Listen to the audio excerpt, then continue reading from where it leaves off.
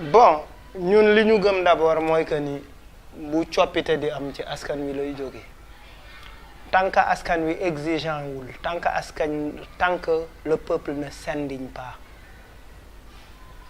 ñi ñuy jiite lu leen neex la ñuy teg suñu kaw tey li xew assemblée mooy ay politiciens yu askan wi fal dénk leen seen baat pour ñu teewal leen parce que ça s'appelle pencu ndaw réew mi pour ñu di fay wax soxlay askan wi c'est devenu un lieu où les personnes se regroupent tey ku ci nekk di taxaw di défendre sa parti néew na tey assemblée ci coow li avec le soutien de la presse qui devrait quand même rappeler ça aux députés de l'Assemblée mais qui vit aussi de ça c'est-à-dire député yi tey ñu ngi fi au lieu ñu wax soxlay askan wi ñu ngi fi di xëccoo ay jàppal Aïda Mbodj bàyyil Aïda Mbodj jàppal Diagne Fada bàyyil Diagne Fada jàppal Diakhaté jàppal diw bàyyil diw jàppal defal nii defal na ça ne nous intéresse pas parce que ces mêmes députés bu Macky Sall doon wax tey damay violer constitution bi député yi dinañ fàtte askan bi leen fal dañuy ànd ak Macky Sall c'est comme ce qui s'est passé au Burkina Faso les députés la plupart sont toujours de gros lâches qui lâchent le peuple pour leur propre intérêt ou bien pour l'intérêt du chef de parti c'est toujours un clan qui oublie le parti politique qui oublie l'intérêt général qui oublie l'intérêt collectif ce qui est arrivé à Blaise Compaoré, ce qui est arrivé à Wade. Parce que, tout simplement, ils pensaient qu'avec leurs députés, tout va passer. Mais il y a le peuple député. Le peuple député, moi, créer, faire de sorte am une masse critique forte. Bi nga xamantene toujours moy jakarlok ñom pour ne len d'accord mom mo waral yana mar di liggéey ci ay affaire yu am solo. ci programme mam dox ak sa gox c'est un vaste programme bi nga xamante ne dafay ñaax askan wi di leen informer sur les institutions parlementaires ak sur les institutions municipales di leen wax ni député lii la ba pare teg député teg askan wi di laaj député bi ci ay promesses am parce que léeg-léeg député ñëw ne dinaa la tabaxal tëli te amul budget wala ne dinaa la tabaxal hôpital alors que salaire am rek la am wala léeg-léeg député ñu fal ko au lieu mu dem liggéey teewal askan wi il est dans autre chose je pense que li am ni dafa war a yee sénégalais yi encore parce que je pense que li ñu war a soppi tey mooy il faut qu'on se débarrasse de ces formations politiques parce que elles ont toutes échoué li waral ñu échoué mooy li fi amoon rek lañ fiy répété leurs préoccupations ne sont pas sociales elles sont strictement politiques elles sont très très politiques et xam nga sax mun nga ne politique waa baax na mais elles sont politico-politiciennes c'est des préoccupations politico-politiciennes qui ne tiennent nullement compte des problèmes sociaux alors que l'Assemblée nationale c'est fait pour parler du peuple mais aujourd'hui avec le soutien de la presse qui médiatise sans pour autant alerter alors que média mooy lan le média c'est entre le peuple et les institutions il est au milieu le média doit nous donner l'information et doit rappeler doit alerter mais le média est complice en quelque sorte les médias sont complices ce qui se passe est très très dangereux parce que chaque média s'identifie à un parti politique ou chaque média est à la solde d'un parti politique xëy na sax bu koy soutenir wala bu koy financer et les véritables forces qui sont dans ce pays qui parlent de ça ne sont pas médiatisées on ne parle d'elles que quand il s'agit de sensationnel que quand il s'agit de quelque chose qui peut vendre le journal. Y en a marre arrêté au Congo c'est intéressant ça vend un journal. Fou Malade est en prison, ça veut vendre. Mais Y'en a marre organise dox ak sa gox wax ak sa député. Il a réuni les populations, les acteurs de l'arachide de Ndanga, à Kaolack, à Kaffrine, pour discuter pour parler pour discuter avec le maire, pour discuter avec le gouvernement sur les véritables problèmes auxquels sont confrontés les agriculteurs, ou bien les cultivateurs ou les paysans, etc., etc. On n'en parle pas. Et pourtant, c'est quelque chose de très constructif. Pour moi, yu demee noonu dañ ko war a teg sur la table. Et que dafa am lu député yi di fàtte 23 juin yàggul dara. Et cette flamme-là mu ngi tàkk un peu partout en Afrique. Au Burkina Faso, Blaise était très puissant, très armé. Quand Diendéré est revenu pensant que moom moo doon jiite RSPI, le régiment de sécurité présidentielle, yaakaar ne il connaît tous les secrets, ñëw def coup d'état bëgg a yàq transition bi, le peuple est resté mobilisé. Ce peuple-là, burkinabé, est influencé par le peuple sénégalais. Parce que xam nga luñ dul nangu, on n'acceptera jamais qu'on nous confine à un rôle de jeteur de pierre et à un rôle de brûleur de pneus. Nous n'avons jamais brûlé des pneus. Quand les jeunes brûlaient des pneus, on les a réunis pour constituer ensemble une force pour faire face de manière intelligente. On pouvait finir comme l'Égypte, on pouvait finir comme la Tunisie, mais Wade a voulu violer la Constitution, on s'est battu contre lui et on a fait de sorte qu'il ne gagne pas les élections. On est allé inscrire 500 000 jeunes sur les listes électorales. On est allé sensibiliser les femmes. On est allé sensibiliser la jeunesse jusqu'à ce qu'ils comprennent le rôle qu'ils doivent, jusqu'à ce qu'elles comprennent le rôle qu'elles doivent jouer.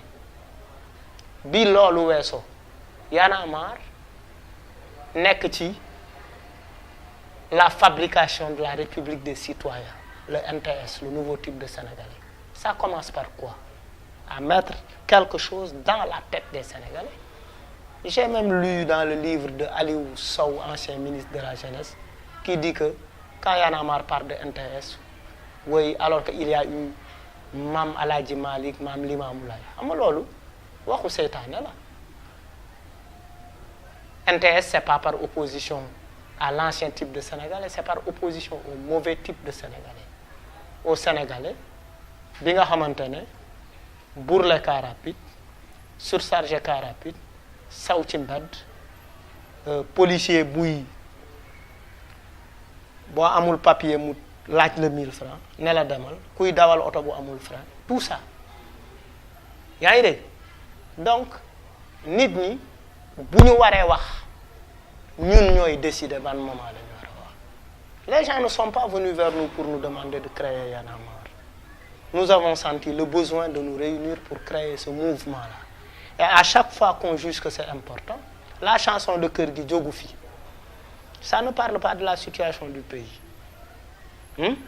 Y'en a marre parle par le biais des médias. Fadel fait des sorties. On a un porte-parole. Tchad fait des sorties. Simon a sorti la chanson Lettre au président. Kër gi a sorti le tube Djogoufi, qui parle de la situation, de la précarité, qui parle des problèmes dans ce pays-là. Maintenant, on ne dit pas ce que d'autres personnes voudraient qu'on dise pour l'intérêt de leur parti politique. On ne se gêne pas quand des gens nous disent oui, bi fi Wade nekkee, mais bien sûr parce que le contexte c'était remarqué. Quand Wade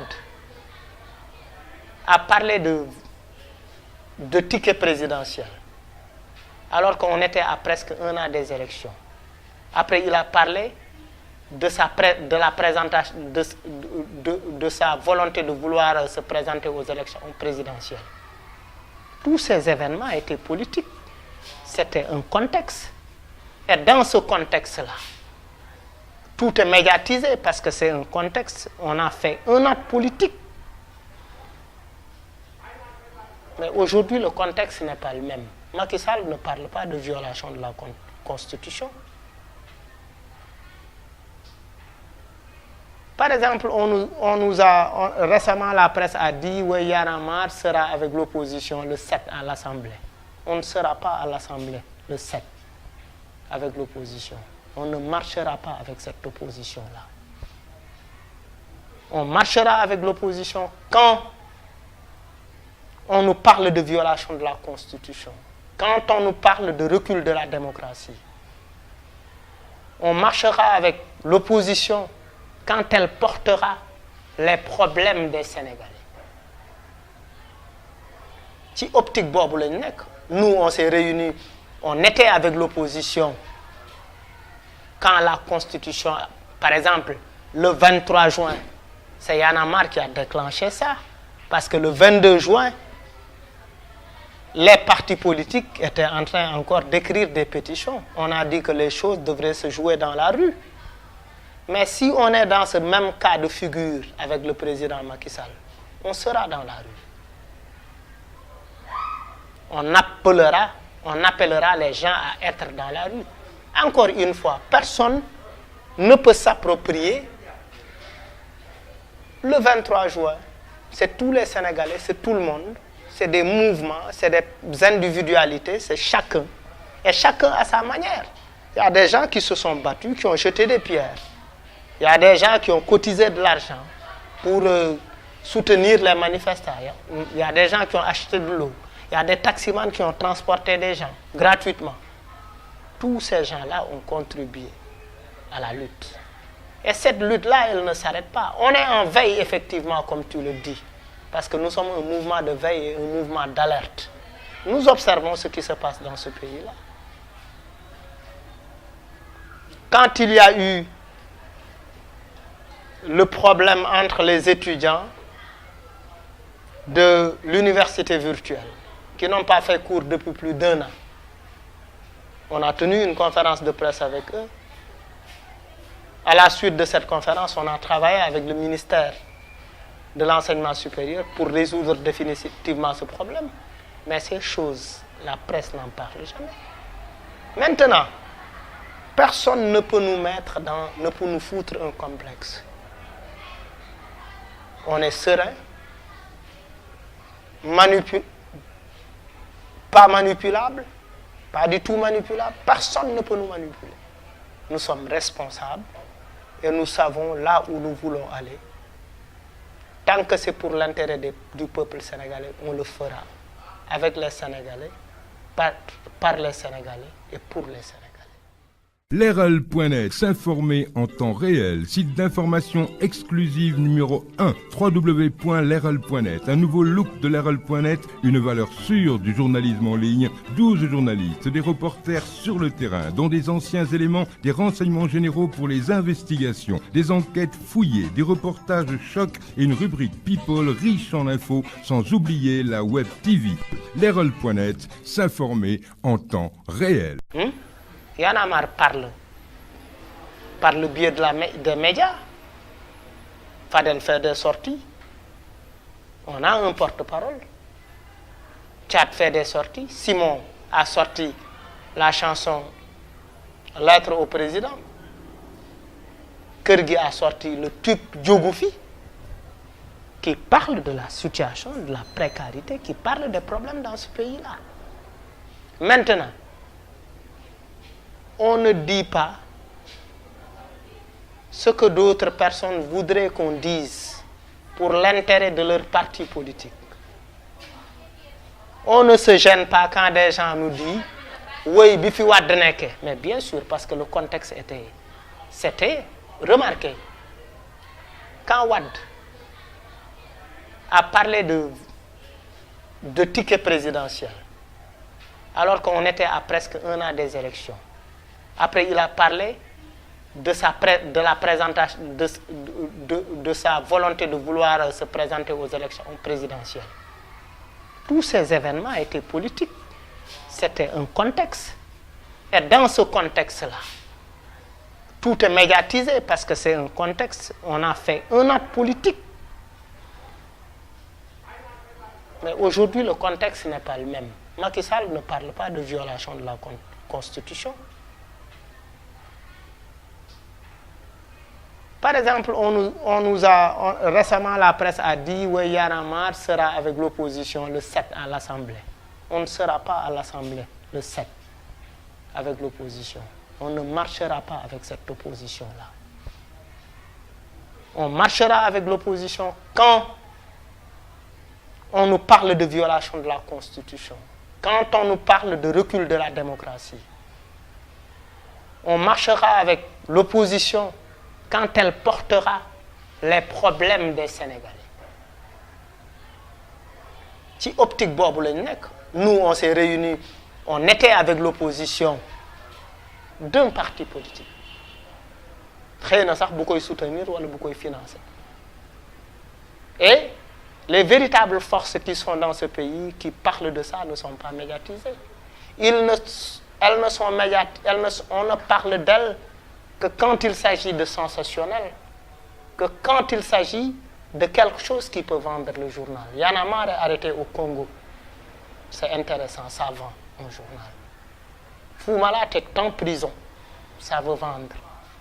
Mais Y en a marre organise dox ak sa gox, wax ak sa député. Il a réuni les populations, les acteurs de l'arachide de Ndanga, à Kaolack, à Kaffrine, pour discuter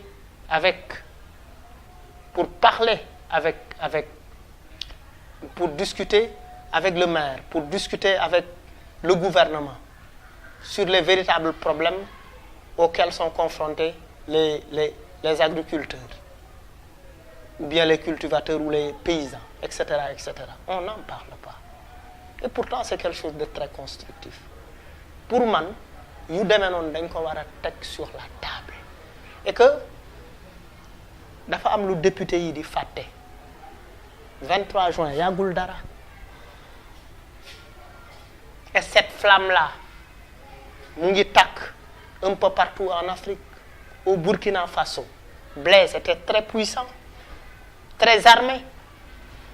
Quand Diendéré est revenu pensant que moom moo doon jiite RSP, le régiment de sécurité présidentielle, yaakaar ne il connaît tous les secrets, ñëw def coup d'état bëgg a yàq transition bi, le peuple est resté mobilisé. Ce peuple-là, burkinabé, est influencé par le peuple sénégalais. Parce que xam nga luñ dul nangu, on n'acceptera jamais qu'on nous confine à un rôle de jeteur de pierre. Toujours mooy jàkkaarloog ñoom pour ne leen d'accord ñu moom moo waral Y'en a marre di liggéey ci ay affaires yu am solo. Ci programme mam dox ak sa gox, c'est un vaste programme bi nga xamante ne dafay ñaax askan wi di leen informer sur les institutions parlementaires ak sur les institutions municipales di leen wax ni député lii la ba pare teg député teg askan wi di laaj député bi ci ay promesses am parce que léeg-léeg député ñëw ne dinaa la tabaxal tëli te amul budget wala ne dinaa la tabaxal hôpital alors que salaire am rek la am wala léeg-léeg député ñu fal ko au lieu mu dem liggéey teewal askan wi il est dans autre chose. Je pense que li am ni dafa war a yee Sénégalais yi encore parce que je pense que li ñu war a soppi tey mooy il faut qu'on se débarrasse de ces formations politiques parce que elles ont toutes échoué. Li waral ñu échoué mooy li fi amoon rek lañ fiy répété leurs préoccupations ne sont pas sociales, elles sont strictement politiques. Elles sont très très politiques. Et xam nga sax mun nga ne politique waa baax na mais elles sont politico-politiciennes. C'est des préoccupations politico-politiciennes qui ne tiennent nullement compte des problèmes sociaux. Alors que l'Assemblée nationale, c'est fait pour parler du peuple. Mais aujourd'hui, avec le soutien de la presse, qui médiatise sans pour autant alerter, alors que média mooy lan le média c'est entre le peuple et les institutions, il est au milieu. Le média doit nous donner l'information et doit rappeler, doit alerter. Mais le média est complice en quelque sorte. Les médias sont complices. Ce qui se passe est très très dangereux parce que chaque média s'identifie à un parti politique où chaque média est à la solde et a un rôle de brûleur de pneus. Nous n'avons jamais brûlé des pneus. Quand les jeunes brûlaient des pneus, on les a réunis pour constituer ensemble une force pour faire face de manière intelligente. On pouvait finir comme l'Égypte, on pouvait finir comme la Tunisie, mais Wade a voulu violer la Constitution, on s'est battu contre lui et on a fait de sorte qu'il ne gagne pas les élections. On est allé inscrire 500 000 jeunes sur les listes électorales. On est allé sensibiliser les femmes. On est allé sensibiliser la jeunesse jusqu'à ce qu'ils comprennent le rôle qu'elle doit jouer. Bi loolu weesoo Y'en a marre nekk ci la fabrication de la République des citoyens, le NTS, le nouveau type de Sénégalais. Ça commence par quoi? À mettre quelque chose dans la tête des Sénégalais. J'ai même lu dans le livre de Aliou Sow, ancien ministre de la Jeunesse, qui dit que quand Y'en a marre parle de NTS, oui, alors qu'il y a eu Mam Aladji Malik, Mam Limamou Laye. Xam nga loolu waxu seytaane la. NTS, c'est pas par opposition à l'ancien type de Sénégalais, c'est par opposition au mauvais type de Sénégalais. Au Sénégalais, bi nga xamante ne bourle car rapide, surchargé car rapide, saw ci mbedd, policier buy boo amul papier mu laaj la 1000 francs ne la demal, kuy dawal oto bu amul frein, tout ça. Yaa ngi dégg donc nit ñi bu ñu waree wax ñun ñooy décider ban moment la ñu war a wax. Les gens ne sont pas venus vers nous pour nous demander de créer Y'en a marre. Nous avons senti le besoin de nous réunir pour créer ce mouvement-là. Et à chaque fois qu'on juge que c'est important, la chanson de Kër gi jógu fi. Ça ne parle pas de la situation du pays. Bon, ñun li ñu gëm d'abord mooy que ni bu coppite di am ci askan wi lay jóge. Tant que askan wi exigeant wul, tant que le peuple ne s'indigne pas, ñi ñuy jiite lu leen neex la ñuy teg suñu kaw. Tey li xew assemblée mooy ay politiciens yu askan wi fal dénk leen seen baat pour ñu teewal leen parce que ça s'appelle pencu ndaw réew mi pour ñu di fay wax soxlay askan wi. C'est devenu un lieu où les personnes se regroupent tey ku ci nekk di taxaw di défendre ce parti.